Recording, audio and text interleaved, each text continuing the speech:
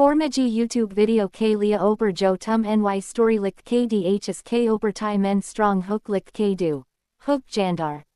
Suspenseful our curiosity sai barpor hona chaye k mary vauer engage ho jn our video ko ntk deken title, The Broken Kite. The kite lay tangled in the dry grass. Its red paper torn like an open wound. The wind still pulled at the string. Soft, insistent, as if the sky refused to let go. I stood alone on the empty field. The sun hanging low and colorless. Dust scraped against my ankles. And the air smelled of rust and old earth. My fingers tightened around the string. Rough fibers biting into my skin.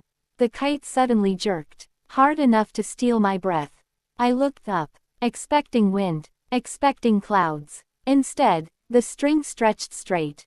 Too straight, too tense. A sound came from above.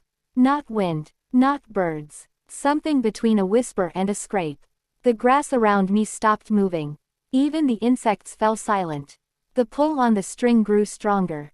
Slow, deliberate, like a hand learning my weight. My heartbeat thudded in my ears. Each beat louder than the last. The broken kite began to rise. Piece by piece. Without wind, without reason. And then the string started pulling me forward. Toward the dark edge of the field. Where the ground dipped. And something unseen waited. The soil near the edge of the field felt colder. Damp beneath my shoes, as if the ground had not seen sunlight for years. Each step forward happened without permission. The string guiding me, deciding for me. The air thickened, pressing against my chest, making every breath shallow and sharp. The sky above darkened unevenly. Not with clouds, but with something like spreading stains. The sound returned, closer now, a dragging murmur, as if fabric scraped slowly across stone. My grip burned, skin splitting where the fibers twisted. Warm liquid seeping into my palm. Still, my hands refused to open. The field behind me blurred. Grass bending away, as though afraid to touch me. The broken kite climbed higher.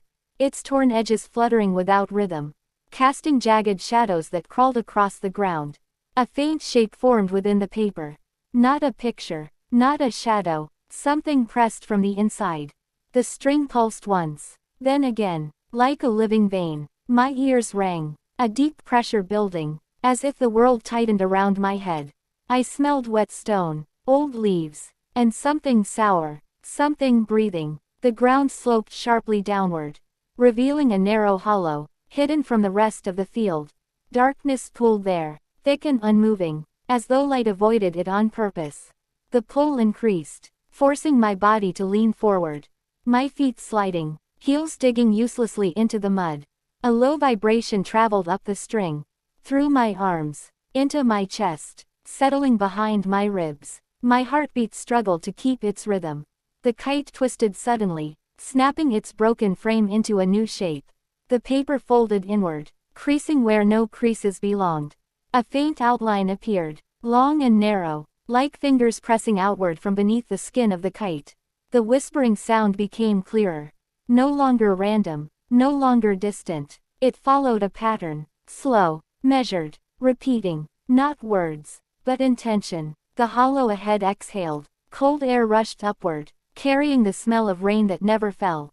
Of soil turned too many times. My vision dimmed at the edges.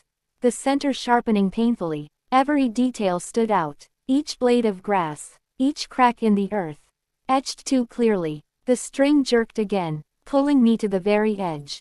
Below, the ground dropped sharply, revealing packed dirt walls, scarred with deep grooves. Something had climbed here before. The kite stopped rising. It hovered, perfectly still, as if waiting. The pressure on the string eased, just enough to invite resistance. My fingers twitched, nerves screaming, muscles trembling. The silence deepened, stretching